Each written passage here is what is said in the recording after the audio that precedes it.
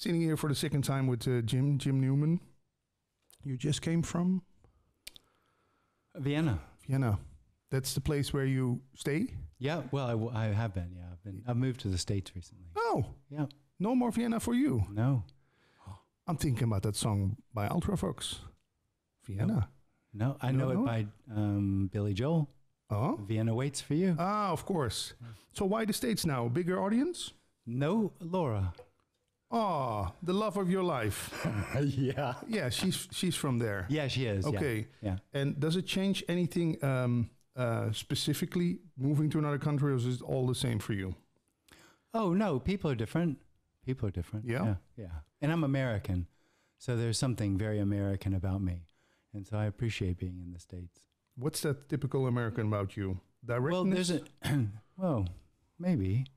I don't know if Americans are necessarily direct. Friendly, open, easy. Yeah. Yeah. Talkative. So, yeah, actually, yes, very much so. Yeah. Because when you came into the door, it feels like old friends meeting each other, or I am making it bigger than it is. No, we are old friends, aren't we? Yeah, we've seen each other. Yeah. About 3 years ago, we did our first talk. Yeah. So now I'm going to make a joke, which never has been said to you before. Yeah. Anything new, man? Jim? I was just looking forward to say that to Jim.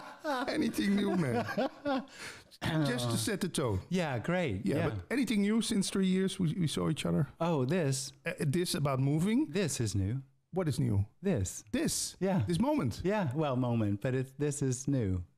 This meeting? Well, just this. Just what is always new. It's just new. And fresh. And fresh. Yeah. And what is it then in me that wants to grab things from the past and project it onto you? Oh, I don't know. Curiosity? What's the right word? Familiarity? That I want to create a bond between you and me and start digging up old memories? Yeah, that's lovely. Yeah. But you don't do that. Oh, well, we were doing that. Yeah. So there's nothing wrong with that. There's nothing wrong with anything. Yeah. So it's not about behavior, what you teach people, or you don't even teach people anything. No, it's not teaching. No, it's not. No, it's not about anything. It's about that this is new. And so where is right and wrong if this is new? Where's the right or wrong behavior if this is new? What's the right or wrong way to be if this is new? If this is the beginning, then how could it be right or wrong? Compared to what? Yeah. No comparison. Yeah. Okay. And also no future. Not thinking about you have to be on time at 3 p.m. at the hotel. Well, of course there is. But it's this. This is the thought of being at the hotel at 3 p.m. Yeah. Yeah. And that doesn't bother you. There isn't anyone to be bothered. But why would that bother anyone? Well, it can now make me feel a little stressed if I know that there's going to be a traffic jam. Oh, but that would still be this. This isn't about a way of being. It's just that what is everything. And so if they're stressed about being somewhere at 3 o'clock, that's what is. Yeah. Yeah. Okay. Yeah. I'm still trying to get the conversation keep moving. It's quite difficult interviewing you because if it's simply this, then why talk about it? Oh, totally. Absolutely no reason. Yeah. Yeah. But you still give meetings this weekend. Well, not really. I don't do anything. It happens. Like this. This is just simply happening. Nobody's doing it. Yeah. It just plays out? Yeah, if you like. It just happens. Yeah. But nobody's doing it, you said. No. So there isn't any intention behind it. But still in spiritual circles, people talk about the ego. Huh? Oh, I know. Yeah, the big And they're the ones that want to behave right. Yeah. Yeah, they feel like the past is the evil thing or the future is the evil thing or the bad thing, and they should be, not attaching to it. They shouldn't be talking about it because somehow it has some negative connotation because it takes you out of this so-called now. Yeah. Yeah. You don't use that kind of terms. Well, no, it's not the terms that are the issue. It's that the whole concept that this is becoming is part of a dream experience. It's not becoming. It's just new. It's not becoming. Has no need to become. Okay. There's a separate experience in this called as you called it, the ego. Mm-hmm. I use the word the title I am, which has the sense that this needs to become. And so it comes up with rules and ways of being to find what it feels like this should become, which is really just a dream world of trying to find what it feels this is missing. So it's not about becoming? No. Is it about growing? No. It's not about anything. Oh. No, this is free. Total and that's freedom. the end of it. Total freedom. Yeah, that's the end of it. Yeah. So it's not going to become free. Yeah. But that's what we used to. If I want to learn karate, I go to a karate master. Yeah. And he teaches me all the steps to become a karate master also. You don't give any teaching? No. Could we call it a sharing? You could, yeah. Yeah, but it doesn't mean anything also. No, I do call it sharing. I think it's a good term. Okay. Yeah. And how come? We did this interview 3-4 years ago, and people up to this day still react to it. It has been one of the most viewed interviews, but also really the most reacted to interview on the Non-Duality channel here over in the Netherlands. How come? Well, I think we've just covered how come. As we started out, you were talking about the past and the future and the ideas of what the right and the wrong ways of behaving. Mm-hmm. That's a very generally held experience that this is about becoming. The appearance is about becoming. Yeah. And what we're talking about, let's say the sharing, doesn't see that, doesn't see this as becoming. And that confronts a lot of the cherished beliefs that experience, the experience of I am, has about what this is. Yeah. And so that's why people react to it. It hasn't been negative too much. Also a lot of positivity. Yeah. If there was any negativity under the first interview, it was about the one asking the questions. Oh dear. Yeah, no problem. Because people say, he still doesn't get it. And and some people say, but it's just great that he's asked these questions because that is the mind who's trying to grasp it and stuff like that. Should we take some of the reactions under it? Maybe you can react to it. Here's someone saying, thanks, great talk. Oh, good, yeah. That's good. Yeah, it was a good talk. If these non-dualists are so unafraid of death, let's see them all do a charity tightrope walk across the Grand Canyon. Are you up for that? No. No. I'm pretty good with balance, but I don't know about... No. And it's not about not being afraid of death. No? It's not about that. I mean, that's not... Of course, the me has a sort of what would you call it, a hypersensitive need to protect itself. Yeah. Which is part of the illusory experience this is becoming. Mm-hmm. But it's not about that, if you're not afraid of dying, then why not throw yourself off a bridge? It's just a misunderstanding of what's being said. Okay. Yeah. Why are you laughing? Okay, let's see here. This message is so often misunderstood. It's just that's the only criticisms I actually hear about it. Recently, there was a video by, Boot at the Gas Pump. Yeah. About what we're talking about. Yeah. And I didn't listen to it, but I read the description of it. And there were 2 points they made. One is that this message is saying there's nothing for you to do. That's what they're saying. Mm-hmm. And the second one is it's nihilistic. Yeah. And those are both complete misunderstandings of what's being said. This message doesn't say there's nothing for you to do. It says there's no you. Yeah. It's a very different message. Yeah. But it's often misunderstood. And the second one about being nihilistic. Yeah. I mean, that's a complete misunderstanding that it's saying there is a you that has no hope.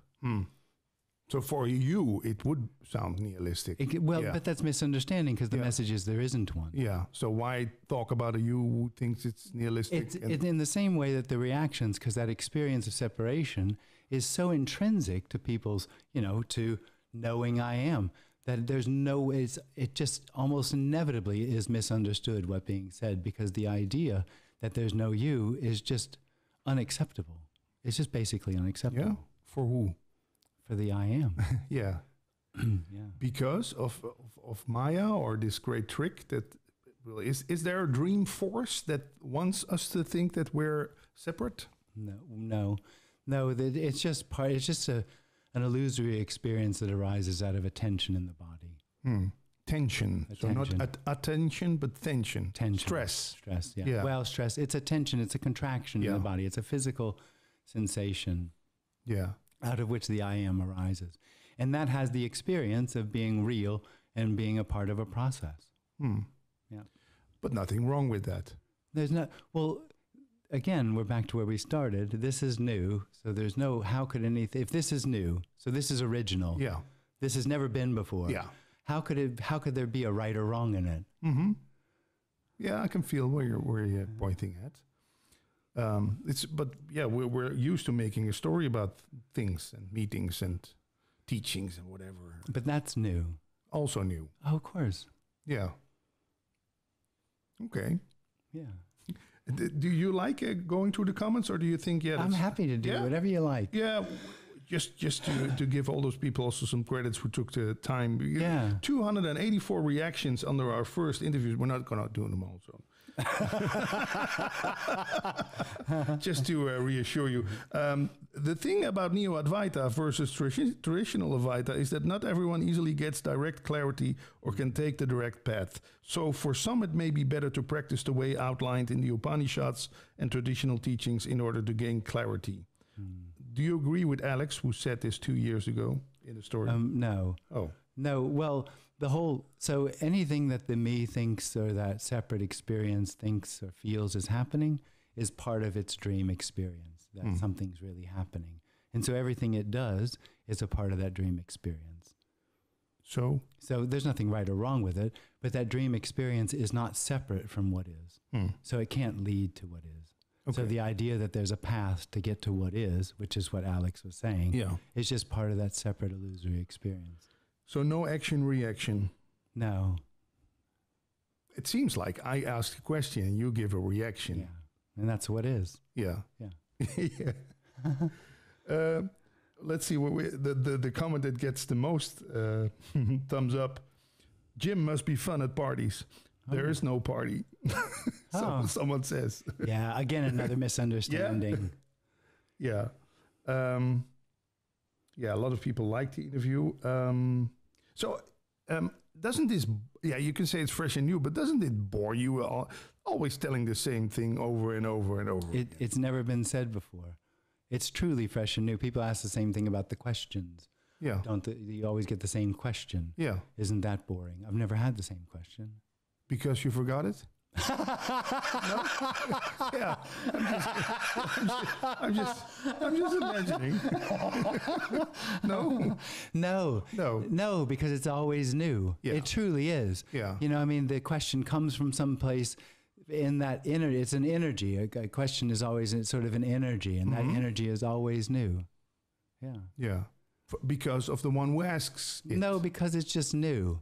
Because there isn't two things going on. There's just what is. Yeah. Yeah. Yeah, I heard that one before. No. No, I'm just teasing you. Is it just me who feels peace and a deep inner silence when watching Jim's video? Maddock asks 2 years ago, and then someone answers, understanding the transparent fabricated persona can often relax the body.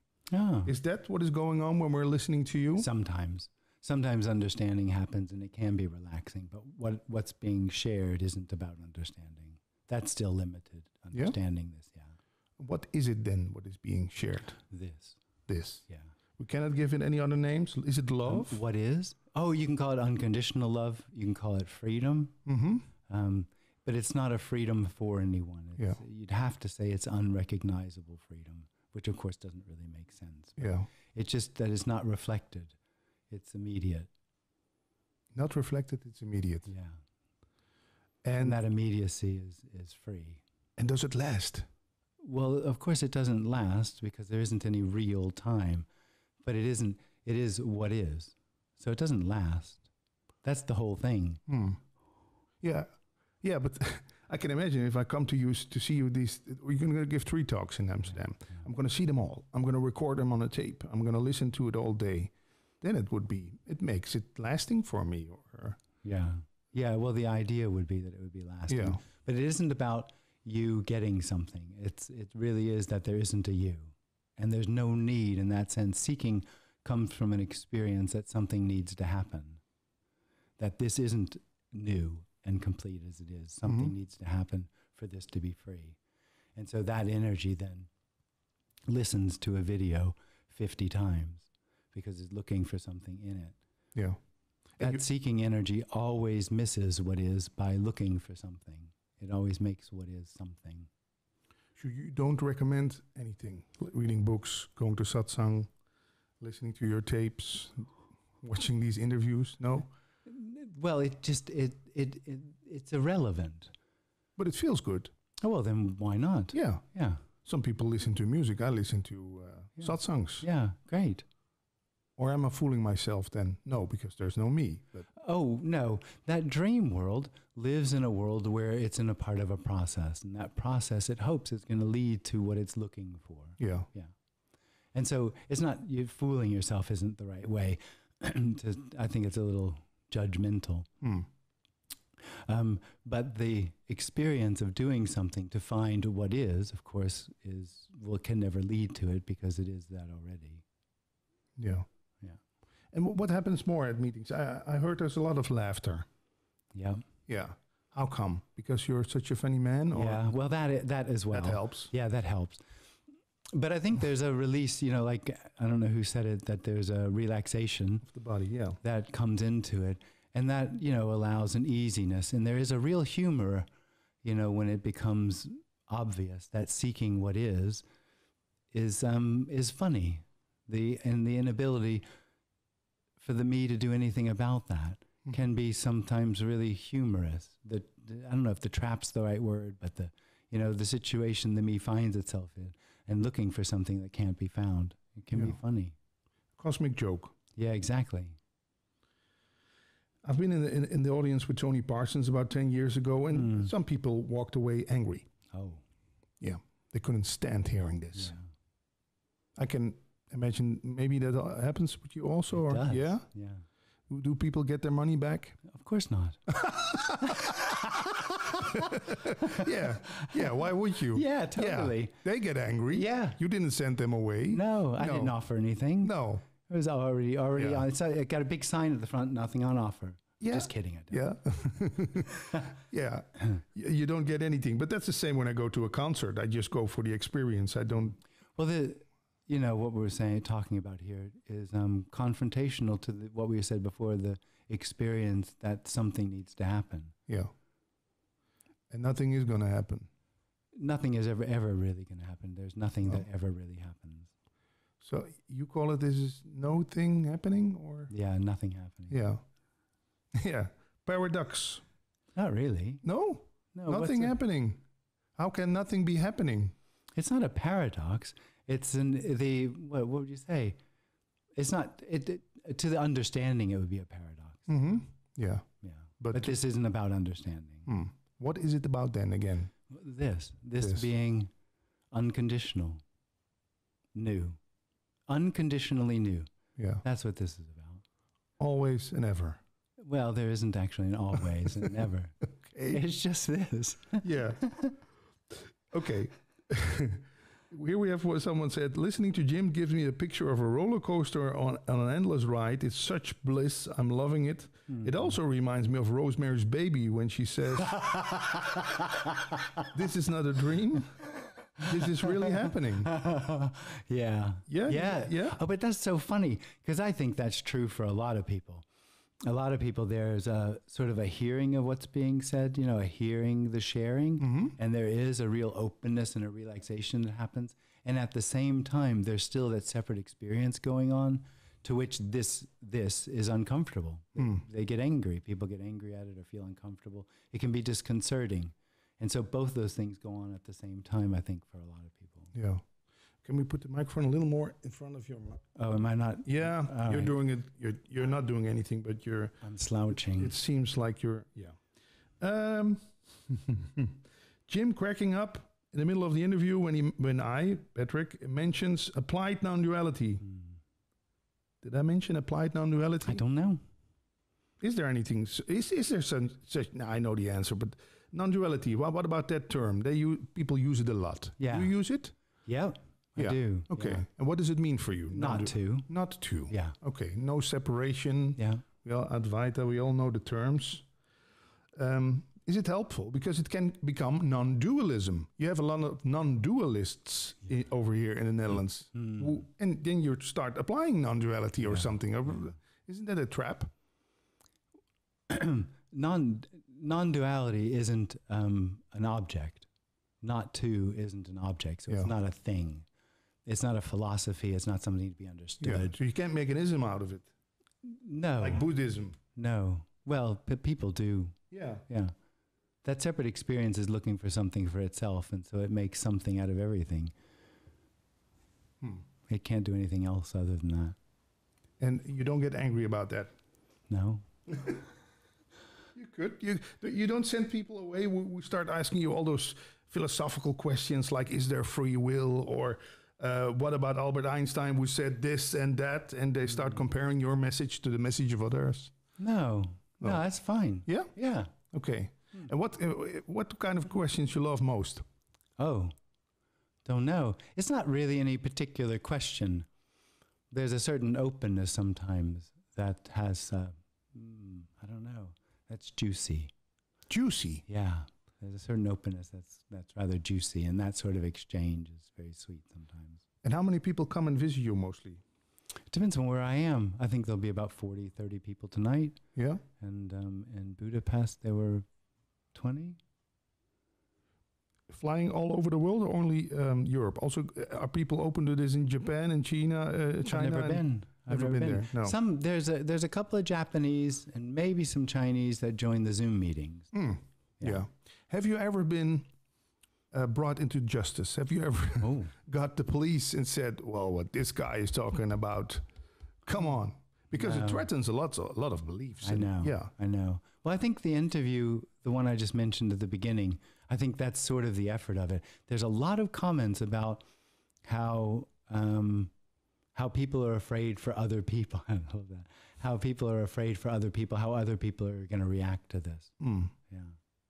So I guess, is that what you mean? Yeah. Well, no. Also with some countries maybe that they see you as threatening the main belief in that country, like Buddhism or. Yeah. No, never happened. No. Oh, you still get in the airport through the security check. Yeah. You don't have to get. No.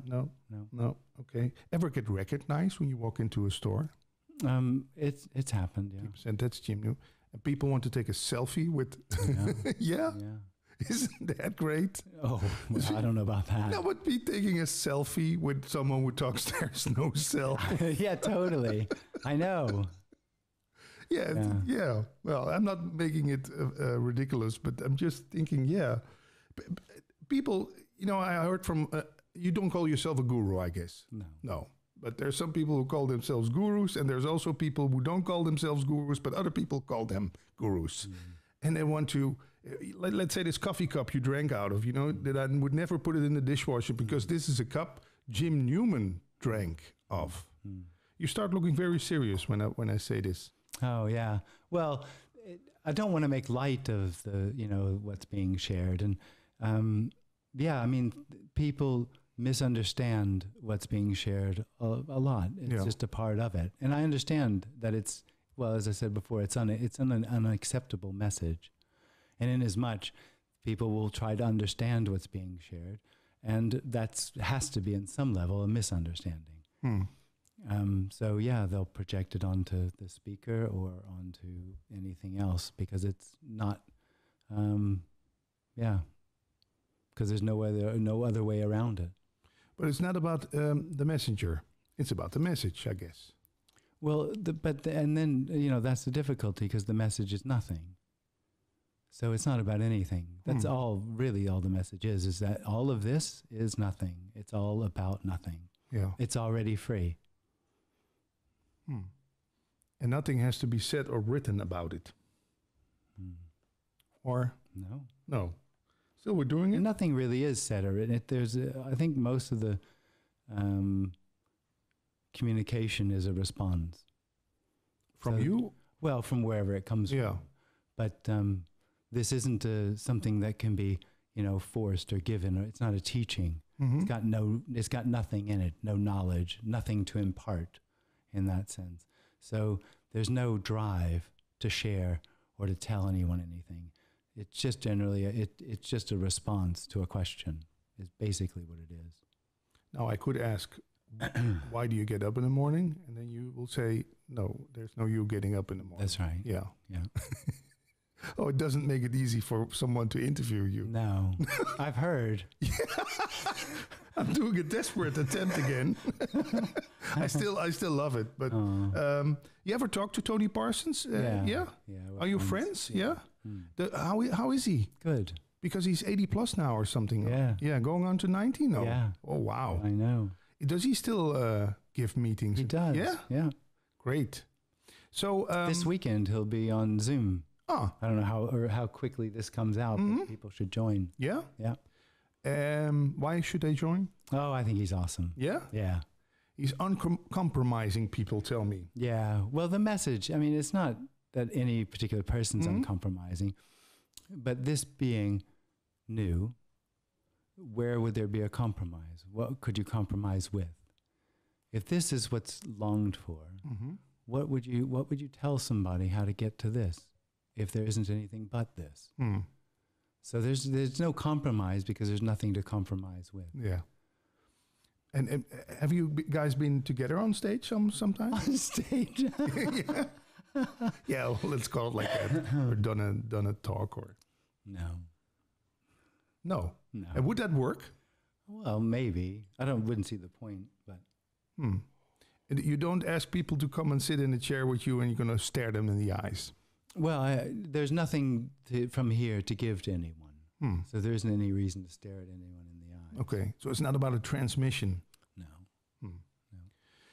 It's not about anything. See, there's an energy of looking for something or becoming. Yeah. And the message is that there isn't anyone and there isn't anything to become. So there isn't anything to give. And so that's not a positive. Like a teaching is giving someone something. Yeah. Something to know, Yeah. something to do, Yeah. something to become. What's being shared doesn't give that. Not because it's holding back, but because there's nothing to give. There isn't anything missing. There isn't anything truly needed. Does it take anything away then? Oh, everything. Yeah. Yeah. So you... But it wasn't there anyway. Okay. It was just a dream. Yeah. And Or a nightmare like in Rosemary's Baby. Yeah. Yeah. And for some people. Yeah. Well, I forgot the question. You said that you're taking everything away. I'm not the message. The message does. Okay. Is it about awakening? Yeah, maybe it's just a theoretical question, but is it about awakening in the dream? Is it about awakening out of the dream? Well, there isn't. The dream is a dream, and so the dreamer and the dream are the same thing, so no one actually wakes up. And it really is not about anything. So what's obvious is there being a separate experience is equally as valueless as anything else. It's not better or worse for there to be a separate experience happening or the dream happening. So the message actually has no intention to change that. It's not interested in that in any way whatsoever, in changing what is. Yeah. So if it's heard and there is the end of that dream, then that's what happens. But what is hasn't become more what is or more free or more unconditional because something apparently happened. Still, I can imagine it's rewarding when you get an email from someone the next day and says, well, now, finally. I don't know about rewarding. I wouldn't say rewarding because there isn't any sense that this does it. But of course, there is and it's enthralling or exciting. Yeah. And is there any test? Yeah, there's a test. Yeah, what?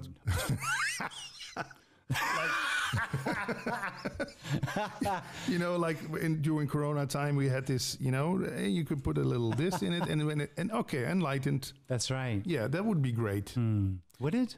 Yeah, well. It would only be great for that separate experience that's looking for something. Confirmation that's enlightened. It's another misunderstanding about what's being talked about, that this somehow has something that might not.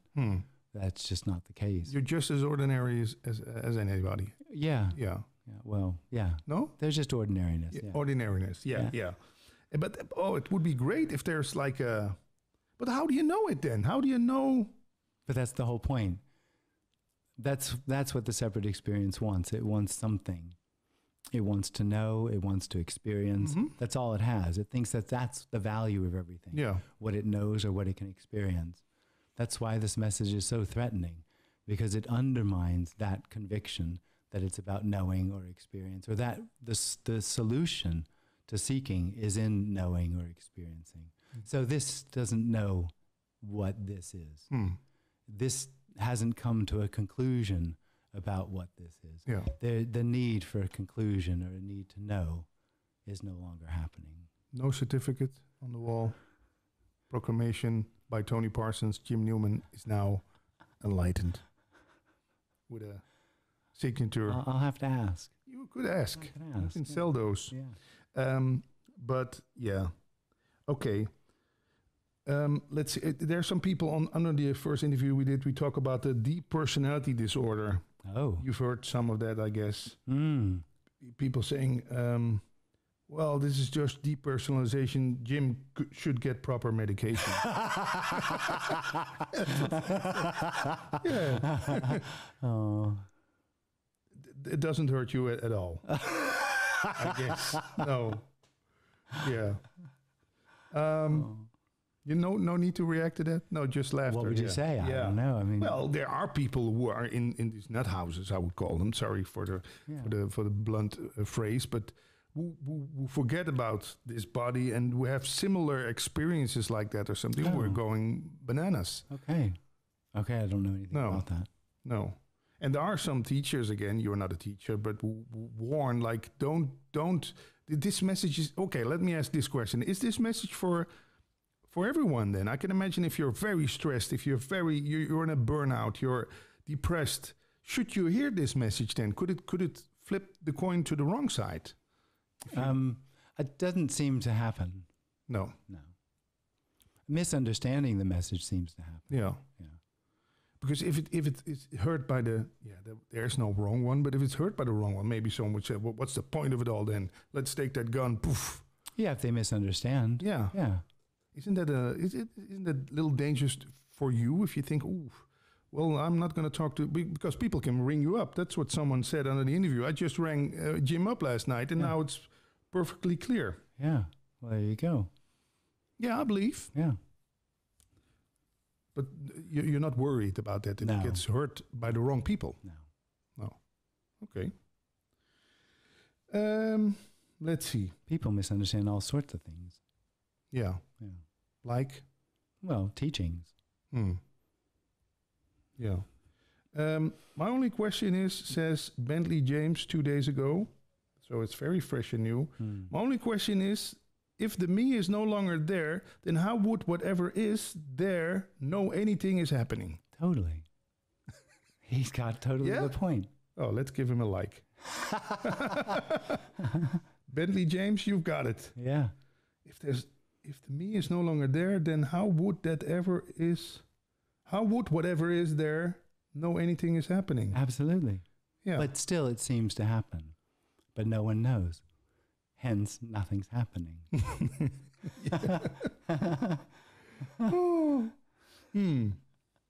Okay. The search is over, says Art. Oh, great. Yeah. So why do you exist? Anyone can expand to nothing, but we have to exist like you giving this teaching, says someone. Oh, that's not... Yeah. My second question is, why talk about what is not real if there is nothing to gain or nothing to prove or nothing to be or nothing to see? Yeah. Well, it's a response. Yeah. Yeah, because they're questions. Should I just cancel the comments under this new interview? What do you think about that? It doesn't matter to me. No? No, but I can imagine if you start reading all the comments and reacting again, you're in a mind game again. But a mind game, there's nothing right or wrong with a mind game. Yeah, so that's what it is. Mind game. You still, on the internet, you have the Advaita police. Oh. They come with big sirens, and they start correcting you. That's also happening. Oh, okay. I haven't met them yet. No, they never been. No. Never. No. Okay. So after Amsterdam, what's happening then? Nothing. Oh no, there's a meeting in a town in North Carolina called Asheville, Mm-hmm. and then Chicago, and then Mexico City. Wow. Mm-hmm. Are Mexicans open to this? Don't know. We've never been before. It's the first time. Somebody invited us. Oh, and there's a residential in May in Tennessee. What do you do during the residential? Same thing. Yeah? Yeah. Just sitting, Yeah. talking? Sit and talk. Yeah. No meditating? Why laughing? A residential. Yeah. You need to meditate. Right. No? Well, a meditation would have to do with getting somewhere. Some intention. Yeah. Yeah. So no practices? No. Well, how do you practice this? Well, the yoga. No, how do you practice what is? Well, that's impossible. Yeah. Yeah. And that's all that's being said, is all there is what is. Yeah. And the dream that it needs to become, or that something's missing in it, is not true. It's completely illusory. It's completely unreal. So, of course, there aren't any practices. So, just a simple question. How many hours a night do you sleep, Jim? I don't sleep anymore. Once you're enlightened, you don't just Yeah. But there's some teachers who say, well, I sleep 3 hours. That's enough. Right. Yeah. You just 8 hours? It's ordinary. Yeah? Yeah. It's all very ordinary. Yeah. And what about the eyes? When you come in, you have beautiful blue eyes. I can say that because I have them also. Oh, right. Yeah. So can you just say it to a man? Yeah. Can you see? Stupid question, but I'm going to ask it anyway. Sometimes with those who talk about this, they have very fierce eyes, like something's shining through it. Okay. Was there a difference, or have you, when you see a picture of you 20 years ago, are they still the same bright eyes, like Art Garfunkel? I imagine. Yeah. I still can imagine that your loved ones or your loved one fell for you because of maybe that, or maybe it could be, or would it be your humor? Maybe. Yeah. Yeah. That's supposed to be very important. Humor? Yeah. Yeah. Yeah. In relationships. Okay. I read that somewhere. Oh, that's great. Well, I can remember that because I've been single since beginning of this year.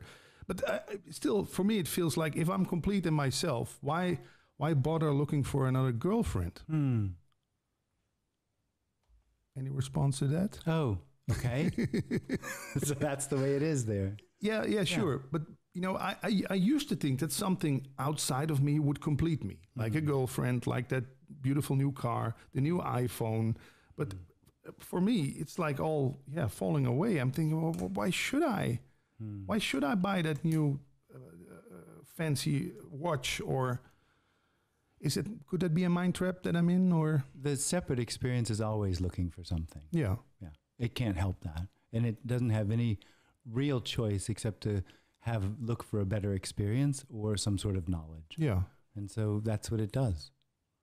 And if it's frustrated in that, then it might go for knowing it doesn't need anything anymore, or knowing it doesn't want anything anymore.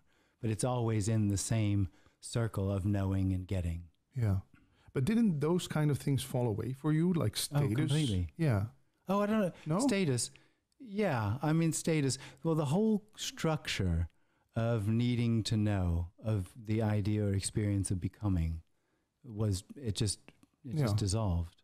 And what about experiencing? Because the normal ones, I would say, but are always living from experience to experience. Vacation to the concert, to the Christmas tree, and to New Year's Eve. And it's actually more immediate than that, because it's every moment the me is putting the experience into its structure. It's constantly looking for meaning and purpose in everything that happens. Yeah. So it's from waking up to going to bed, everything that's happening. And of course, it tries to fill the day with good experiences to feel fulfilled. It lives from one satisfaction to the next. But in the end, what's longed for is fulfillment, which is a completely different thing. Because it can be found in experience. It cannot be found in experience. Yeah. But how is it for you then? Are you looking forward to Christmas and New Year's Eve? Well, those aren't really good ones for me, because I never was a big fan of those things. But looking forward happens. Your birthday? Looking forward happens. A good meal, yeah. Yeah. Or a good, I can imagine you're going to visit the hotel Yeah. Wow, that's a nice room. Yeah. That's hard in Amsterdam. But anyway. yeah. But looking forward to the meeting. Yeah. That happens. Yeah. Mm-hmm.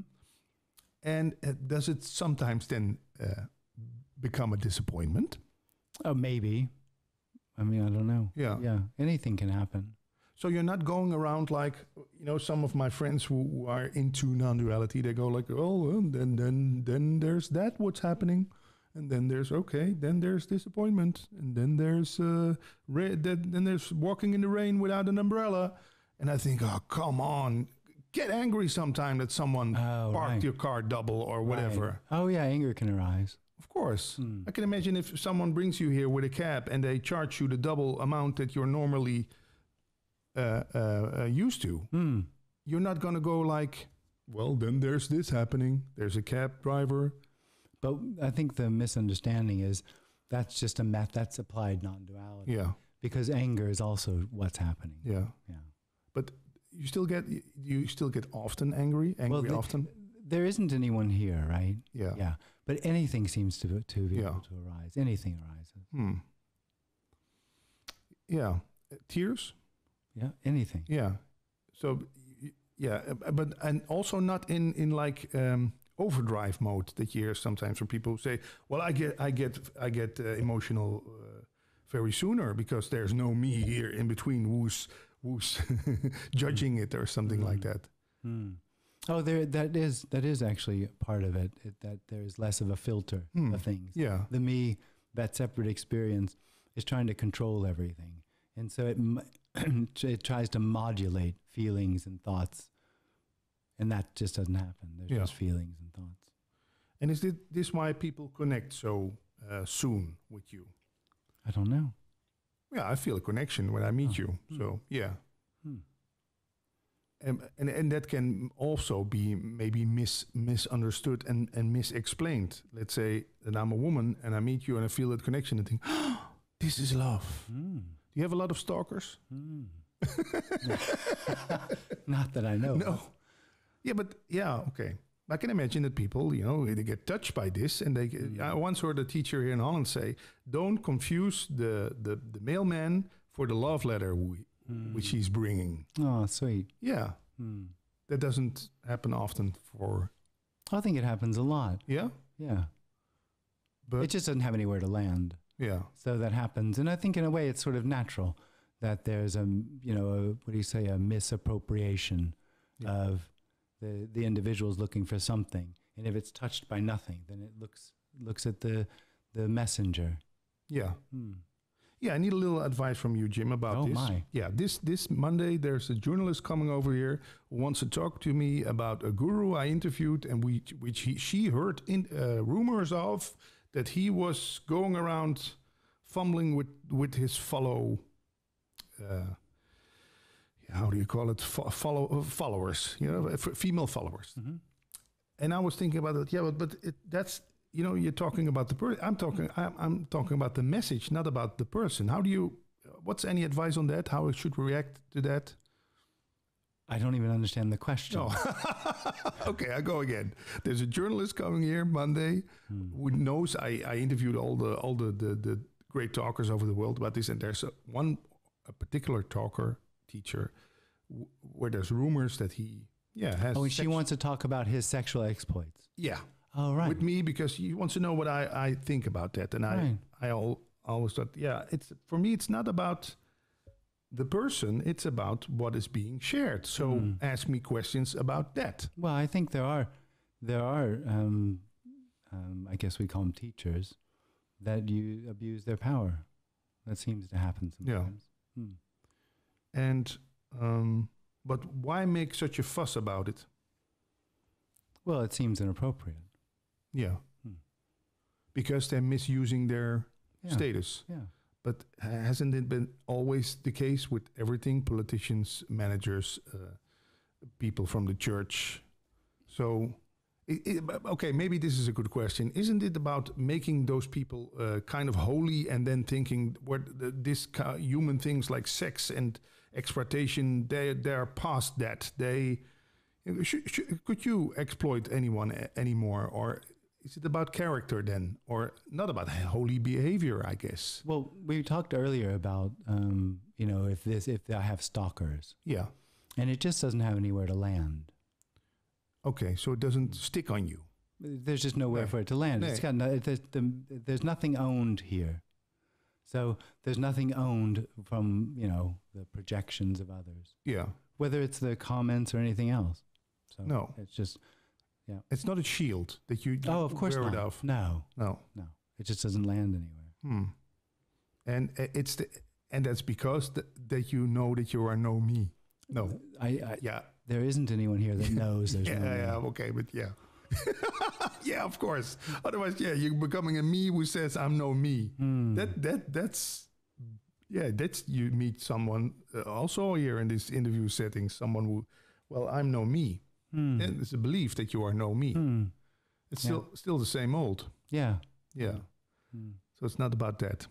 So anything you want to ask me, Jim? Oh my. Yeah. Let's turn the thing around because we have this little ping pong table here. No. No. Yeah, nothing. Nothing comes up. Or how long have you been here in this house? 9 years. Yeah, but isn't it crazy that there came up, let's say 200-300 people in this house, not only to 300. Yeah, wow. Not only to talk about this non-duality, but also I have a podcast called Life Without Stress, talking about. Well, maybe I can ask you something about that if you're up to it. So what's stress then? Stress. But that stress that I can imagine that thinking you're a me, or believing that contraction, that gives a lot of stress because. Well, it's not a thought or a belief; it's an experience. Okay. That's the real challenge, because all of the efforts of the me are in thought and experience, or in knowing and experience. That's the hopelessness of its efforts to find something other than itself. But that brings stress. Oh, it's awful. Yeah. Not for everybody. I think most people don't have any problem with that separate experience and jumping from one satisfaction or one experience to the next. Most people aren't seekers. But sometimes there's a sensitivity to the hopelessness or the dissatisfaction of jumping from one satisfaction to the next that never actually leads to fulfillment. And for that sort of person, it can be stressful. And that's exactly the case with me. It always felt like a disappointment. I'm looking forward to something. I think it's going to bring me that fulfillment, like sex or smoking a cigarette or whatever. And then always when paying the bill, there's still this dissatisfaction that it didn't bring what I was yearning for, I was looking for. Yeah. So what we're looking for cannot be found in the world. It can't be found. Anywhere. No. Also not in myself. No. And how could you find this? Can it find? No, it cannot find me then. No. Yeah. And it's also not about falling. Yeah. It's not about anything. It's that this is already whole. Yeah. It's already fulfilled. It's actually the experience of looking for satisfaction that hides this as fulfillment. Yeah. So final question. Any movies who touch on this subject you enjoyed? I know The Matrix touches on. That's the one, huh? Yeah. I mean, all movies, everything sort of goes to the side of it. But Matrix has a lot of aspects that I just really enjoyed. Yeah. It's just a story, though. The first one, I guess. Oh, totally. Yeah. It just gets worse after that. Have you seen? You saw the new one? No, I didn't. I did so disappointed in the last one. I can't remember which one it was that I didn't watch it. Yeah. Either. No. And what about Lord of the Rings? I don't know much about that. Like searching for that one special ring that's gonna. Yeah, well, that's the me. Yeah. Yeah. What do we have more? There's this movie called Cafe. You ever saw that? It has this little thing in it. No other titles which pop up to your mind? No, not a big one on movies or memory. So, but Matrix is one that sticks. Yeah. Have you seen True Detective, the first season? Nope. No. What do you do in your spare time, Jim? I meditate. No, that's a joke. It's a joke. Yeah. Chop wood. Carry water? I carry. Well, no, not so much water. No, we've got pipes. We've got pipes. That works. But chop wood, burn wood.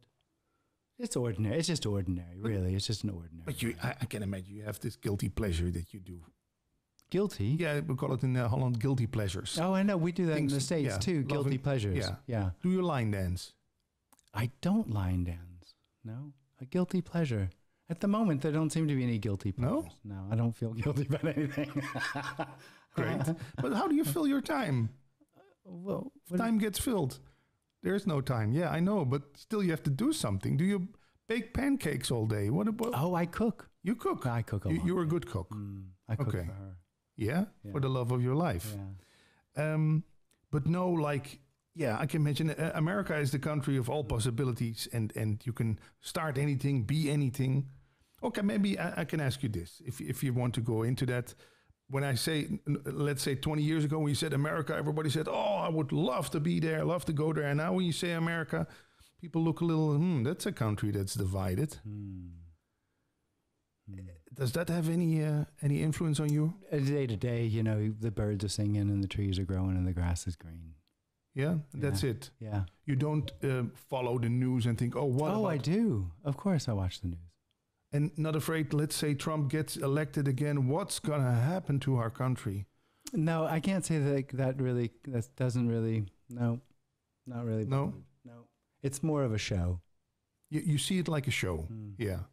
But I think that's the thing that bothers me most. When I watch the news, I get afraid because I think, well, what about if China gets into, what's it called again, Taiwan? And then the Americans gonna, and this and that, and the Russians this, and turn off the TV. It makes me afraid when I hear all those news things. Well, fear for that separate experience is a constant companion. And really, it's just about the fear of death. Yeah. That someone's going to throw a bomb on me. Yeah. Yeah. And that's a way for you. You don't feel afraid when watching the news. No. No? No. You just see it as pictures on a screen. Well, there isn't anyone watching them. Yeah, okay. If someone was watching then that someone would get afraid. Then someone would get afraid. It's interesting, death, because the individual always thinks that death is in the future. Death is never in the future. No. When is it then? Well, when you're dying, it's now. Yeah. So there's nothing to be afraid of. No, well, there's no one to be afraid. Yeah. There's no one to be afraid. That's it. Yeah. It's good that you make that difference still. Okay. Anyone you want to say? Anyone you want to say hello to? You have the chance now for this millions of audience. Anyone? Maybe any show you want to be on. You've been on Buddha at the gas pump. No. You don't want to be on it. Well, the new. I don't think he. I don't know the guy's name, but I think he doesn't like the message. The Neo-Advaita. Yeah. Hey, do you call it yourself Neo-Advaita? Or that's actually a derogatory term. What's that? Derogatory? Yeah. Yeah. I think it's an undermining term. I don't think it's very positive. Flattering. Yeah. Yeah. Still, it points to people like you, Tony Parsons, and Andreas Müller. Yeah. How would you call it? Non-compromising something? Well, just not to. Not to. Yeah. Yeah. It's just a message of not to. Let's see my notes if I forgot something. Oh, this I want to tell you. When you go to your website, it's simply -this.com. That's right. But when you visit it without the www dot in front of it, it doesn't work. Oh. So that's I wanted to tell you. I don't do if you have a webmaster who can fix that. Oh. That would be nice because Jim's website is not working. Oh. It doesn't work without the www. Okay. You're going to Amsterdam right now. Yeah. Do a talk. There's still it's not going to be online for this evening, but maybe this weekend. There are talks this Friday evening.